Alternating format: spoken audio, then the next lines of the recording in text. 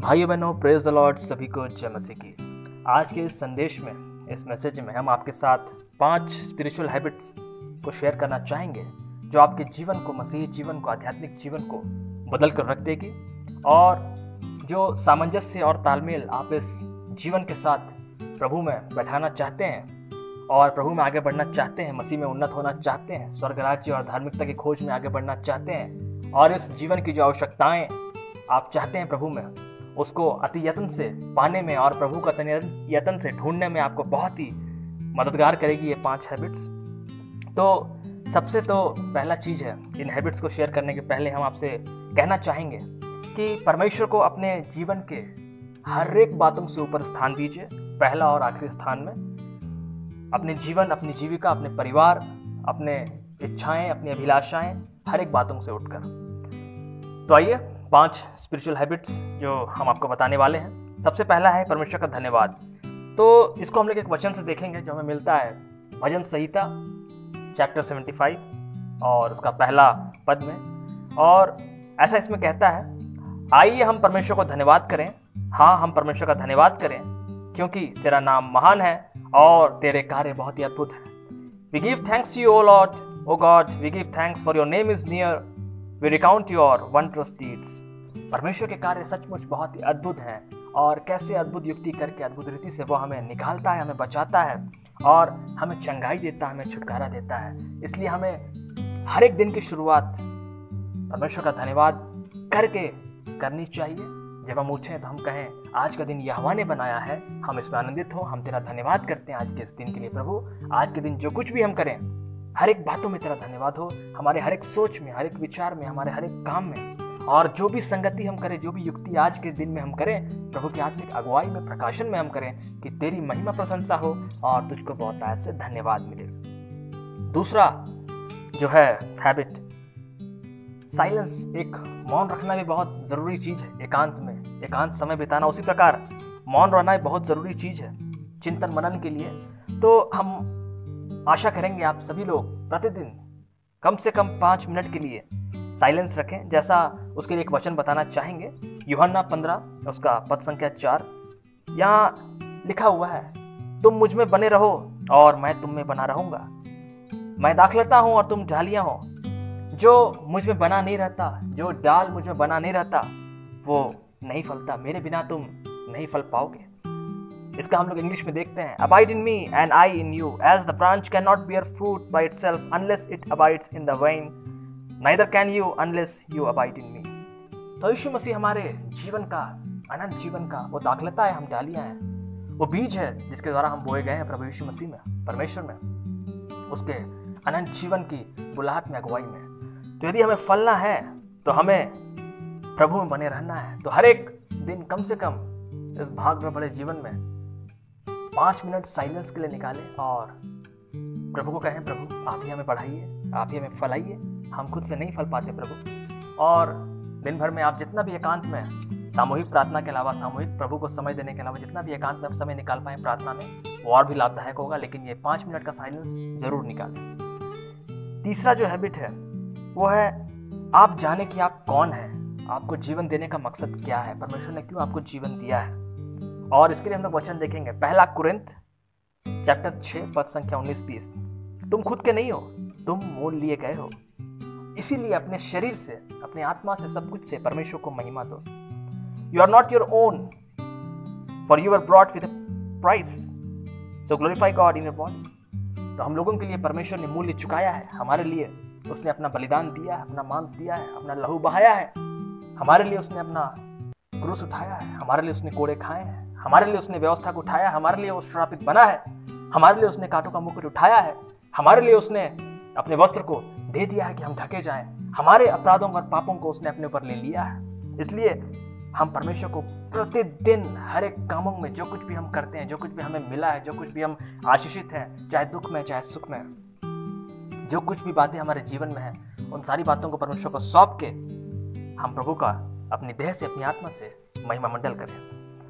चौथा जो spiritual habit है वो है जो दूसरे से मिलता जुलता है, जो हमने बताया साइलेंस, जिसके बारे में हम कह भी रहे थे कि एकांत में जितना भी समय हम लोग निकाल पाए तो वो काम करना है। मेडिटेट करना है गॉड्स वर्ड पे, वचन के साथ जितना आप समय बिताएं, क्योंकि यीशु ने कहा भी कि मेरी भेड़ें मेरा शब्द सुनती हैं और वो किसी और के पीछे नहीं जाती। तो हम लोग को याद रखना है कि इस नाशवान जीवन में, इस भौतिक जीवन में, इस सांसारिक जीवन में हम इतने लीन ना हो जाए, खो ना जाए इन सांसारिक वस्तुओं में कि हम अपने अनंत जीवन, आत्मिक जीवन को भूल जाएं, पीछे रख जाएं या खो दें। इसीलिए हमें परमेश्वर के वचन पे मनन चिंतन करना बहुत ही जरूरी है, क्योंकि जब तक हम मनन चिंतन नहीं करेंगे परमेश्वर से हमारा व्यक्तिगत रिश्ता नहीं बन सकता, और जब तक व्यक्तिगत रिश्ता हमें नहीं बन सकता पवित्र आत्मा हमें नहीं मिल सकता, और जब तक पवित्र आत्मा में नहीं मिलेगा हम स्वतंत्र नहीं हो पाएंगे, और जब तक हम स्वतंत्र नहीं हो पाएंगे हम पाप के दास रहेंगे।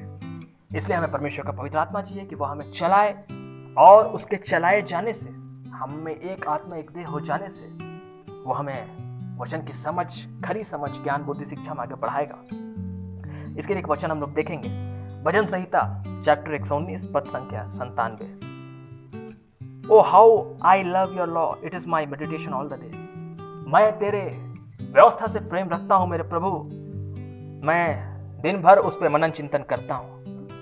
तो हम लोग जितना मनन चिंतन प्रभु में करेंगे उतना प्रभु का वचन का बीज हमें बोया जाएगा, उतना पवित्र आत्मा में फलाएगा, और हम पवित्र आत्मा के फलों से भर जाएंगे, जैसे प्रेम, धीरज, नम्रता, संयम, भलाई, कृपा, विश्वास, आनंद, शांति आदि इत्यादि अनंत फलों से, जो बयां के बाहर हैं, जो बखान के बाहर हैं। और पांचवा जो आखिरी स्पिरिचुअल हैबिट है, हम लोग एकाग्रित हों कि क्या अच्छा नहीं है, क्या भला नहीं, क्या उत्तम नहीं, क्या सर्वोत्तम है, प्रभु की दृष्टि से देखने की कोशिश करें। और इसके लिए आपसे एक वचन हम शेयर करना चाहेंगे, फिलिपियंस उसका चैप्टर 4 पद संख्या 8। If there is any excellence, if there is anything worthy of praise, think about these things. जो बातें उत्तम है, जो बातें सर्वोपरि है, जो बातें धन्यवाद के योग्य हैं, जो बातें सचमुच महिमा के योग्य हैं, उन बातों की चिंताओं में रहो।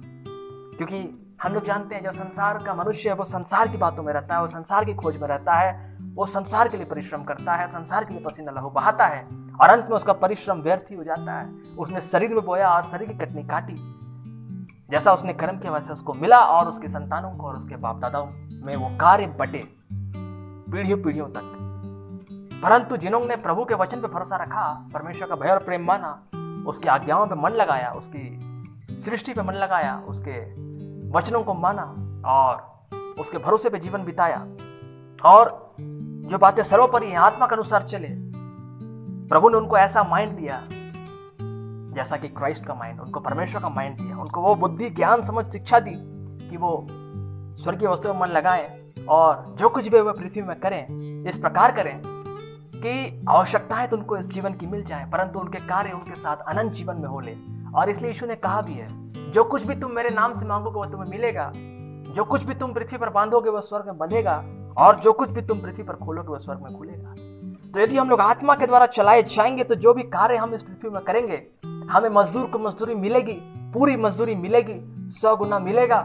प्रभु के अगुवाई अनुग्रह में, उसकी सेवकाई में, उसके चलाए जाने से हर एक क्षेत्र में हमारा बोझ और चिंता को प्रभु उठा के, हर एक बातों में हमें बढ़ के प्रभु आशीष देगा, किसी भली वस्तु घटी ना होने देगा, वो बढ़े और हम घटे।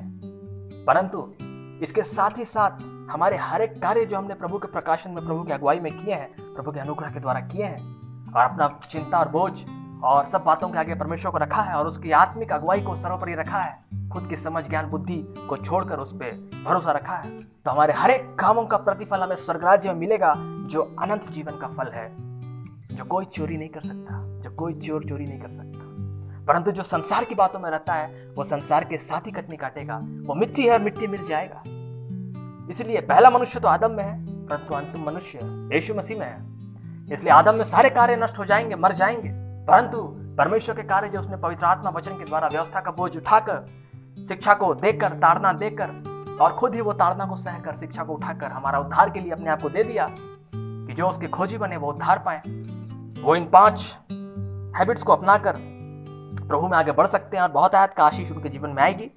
तो सब बातों के ऊपर परमेश्वर को रखें, और पहला जो हैबिट है धन्यवाद करें, दूसरा 5 मिनट का मौन जरूर रखें, प्रभु में सोचें, तीसरा अपने आप को पहचाने, आप क्यों जीवन मिला आपको, चौथा परमेश्वर को वचन पर मनन चिंतन करें, और 5वां आत्मिक अगुवाई और आत्मिक प्रकाशन में आगे बढ़े। तो हर एक सुनने वाला इस वचन के द्वारा बहुत आयत की आशीष पाए, और सारी महिमा और धन्यवाद प्रभु को दे, और और भी मैसेजेस आपके साथ हम शेयर करेंगे और आशा करते हैं कि हमारा मैसेजेस, हमारा चैनल पे जो भी मैसेज आ रहा है आपको, वो आपका जीवन बदल रहा है, आपके जीवन में प्रभाव डाल रहा है, प्रभु यीशु मसीह का अगुवाई आपको हो रहा है और उनके वचन में बहुत से आगे बढ़ रहे हैं। तो हर एक सुनने वाला परिवार संघ आशीषित हो और इन मैसेजेस को, इन वचनों को और भी लोगों तक पहुंचाएं, शेयर करें और प्रभु में आगे बढ़ें। आमीन।